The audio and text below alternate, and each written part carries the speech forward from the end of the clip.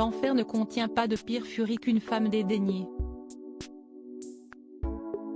À 45 ans, Shakira, de retour avec le single BZRP Music Session Dièse 53, incarne le dicton. Avec cette revenge song, la star colombienne flingue tout simplement Gérard Piqué, le père de ses deux fils dont elle s'est officiellement séparée en juin dernier, après avoir découvert l'infidélité du footballeur avec une jeune femme de 23 ans, Clara Chiamarty. Liquidation de leurs 12 ans d'amour via ses paroles vindicatives, « Tu as troqué une Ferrari pour une Twingo, tu as troqué une Relais pour une Casio ». La mère de l'ex-défenseur du FC Barcelone, Montserrat Bernabéu, n'échappe pas non plus à la colère de celle dont les coups de pied ne mentent pas plus que ses hanches. Alors qu'elle reproche également à son ex de lui avoir laissé une belle-mère pour voisine, la presse sur le pas de ça, porte le fisca, c'est trousse dans son nouveau titre. Shakira, réellement voisine de Montserrat Bernabéu à Barcelone, a installé une sorcière sur son balcon pour effrayer son ex-belle-mère. Gérard Piqué aurait mieux fait de s'enquérir auprès d'Antonio de la Rúa, le précédent compagnon de la chanteuse, lui aussi voué aux gémonies après leur rupture. Supérieur à retrouver ici les divorces et séparations qui ont marqué 2022 après leur rupture en 2010, Antonio de la Rúa réclame près de 100 millions d'euros à Shakira. Shakira a 23 ans quand elle rencontre ce fils de l'ancien président argentin, Fernando de la Rúa, en 2000.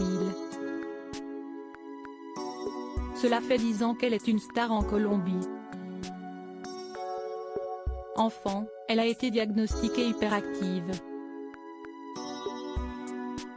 Elle est la fille d'un bijoutier. Elle rêve de devenir le nouveau diamant de la pop mondiale.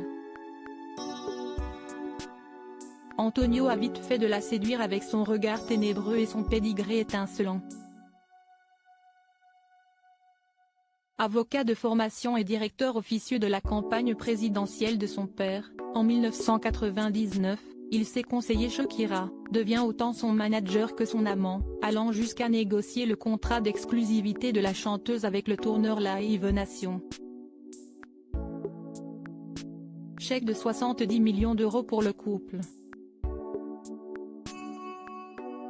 Les amoureux deviennent surtout business partners, au fil des années.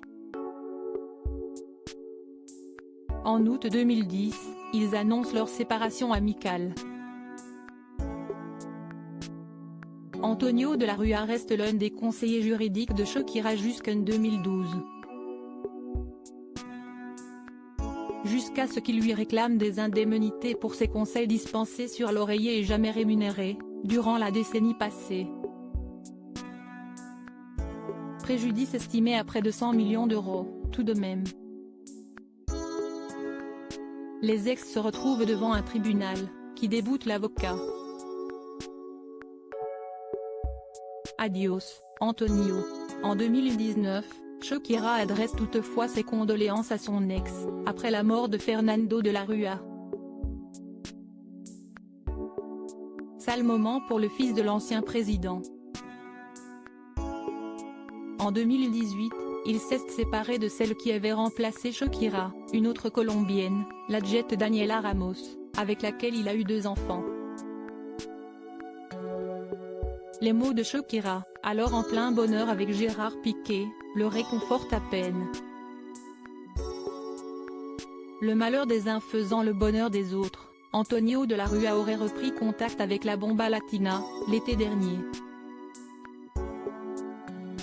Interrogé sur la rumeur par la journaliste Karina Lavicoli, en octobre dernier, l'avocat n'a pas confirmé, ni démenti.